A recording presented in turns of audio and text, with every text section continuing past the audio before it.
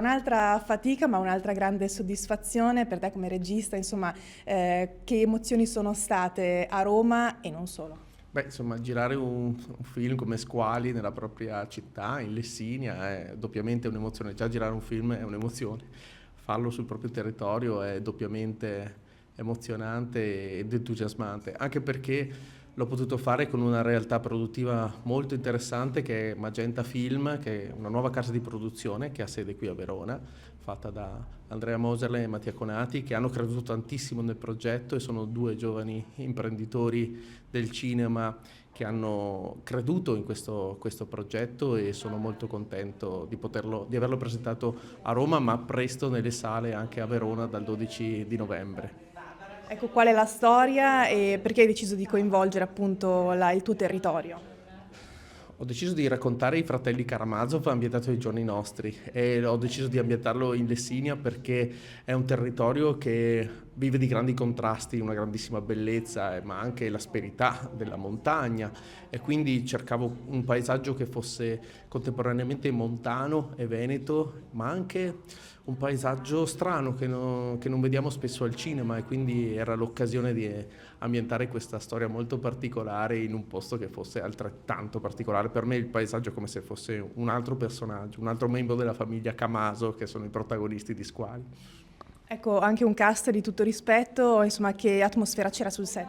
Un'atmosfera bellissima, anche perché abbiamo vissuto tutti insieme. Abbiamo veramente troupe e cast vissuto per alcune settimane in una malga a Rovere Veronese, e quindi la lavorazione del film è stata molto particolare perché di solito non si fa così.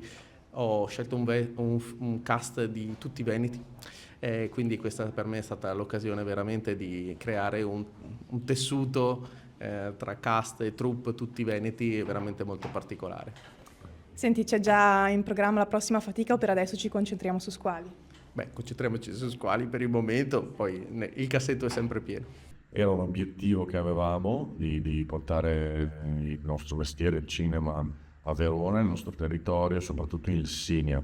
Io e Andrea siamo comunque innamorati della montagna e volevamo riuscire a trovare un progetto da fare sui nostri monti, e, ed è stato assurdo il fatto che è arrivato Rizzi nel momento giusto, insomma, quindi ci ha fatto proprio questa proposta di questo film da girare tutto in Lessinia.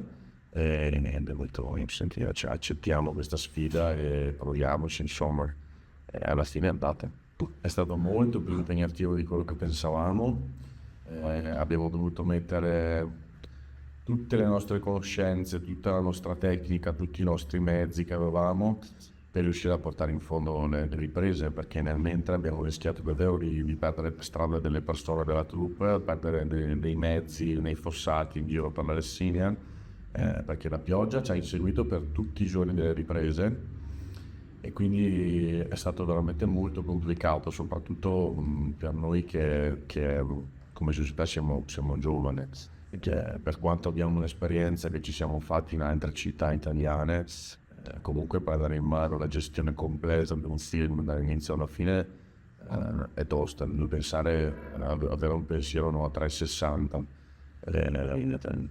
Però ci ha dato proprio la conferma del fatto che con Magenta alla fine siamo più che in grado di fare questo mestiere, e il risultato è stato ottimo, quindi siamo molto contenti. La logistica è complicatissima, molte delle location erano accessibili a 4x4, di cui avevamo 3, per cui abbiamo fatto tanti giri nel bosco di notte per portare tutte le persone a casa sane.